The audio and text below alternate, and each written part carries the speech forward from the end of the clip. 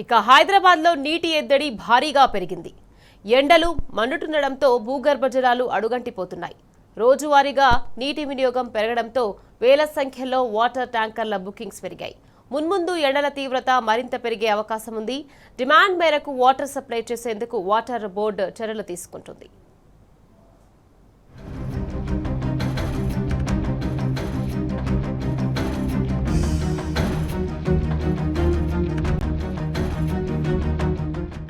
హైదరాబాద్ మహానగరంలో నీటి కటకట మొదలైంది.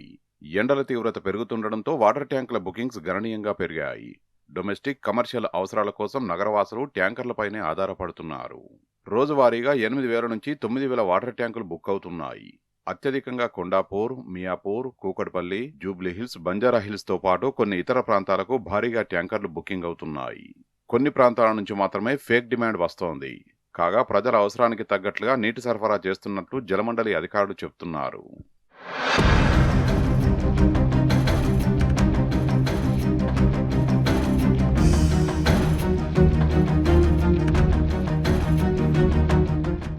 అర్ధరాత్రి సైతం నగరవాసులు వాటర్ ట్యాంకుల్ని బుక్ చేస్తున్నారు.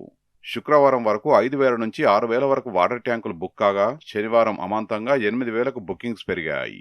మరోవైపు నగరంలోని కొన్ని ప్రాంతాల్లో అసలు వాటర్ ట్యాంకర్లకు డిమాండే లేదు. దీంతో ప్రతిరోజు ఏ ప్రాంతం నుంచి ఎక్కువగా వాటర్ ట్యాంకర్లు బుక్ అవుతున్నాయో ఆయా ప్రాంతాల్లో నిజంగానే నీటి వినియోగం ఎక్కువగా ఉందా అనే కోణంలోనూ హెచ్ఎండబ్ల్యూఎస్ఎస్బీ నిత్యం మానిటరింగ్ చేస్తోంది. ఉదయాన్నే బుకింగ్ చేసుకుంటున్న అపార్ట్మెంట్లు, కమర్షియల్ ప్రాంతాలకు ట్యాంకుల ద్వారా వాటర్ సప్లై చేస్తున్నట్లు water board MD Ashok Reddy తెలిపారు.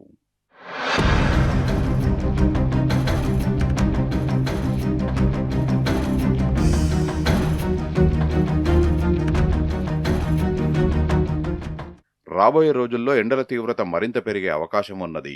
ఇప్పటికే కొన్ని ప్రాంతాల్లో భూగర్భ జలాలు అడుగంటిపోయాయి. దీంతో ఆయా చోట్ల నీటి వినియోగం బాగా పెరగడంతో ఎక్కువగా వాటర్ ట్యాంకర్లను బుక్ చేసుకుంటున్నారు. ఈ నేపథ్యంలో నీటి మోసాలు కూడా పెరిగిపోతున్నట్లు హెచ్ఎండబ్ల్యూఎస్ఎస్బీ దృష్టికి వచ్చింది.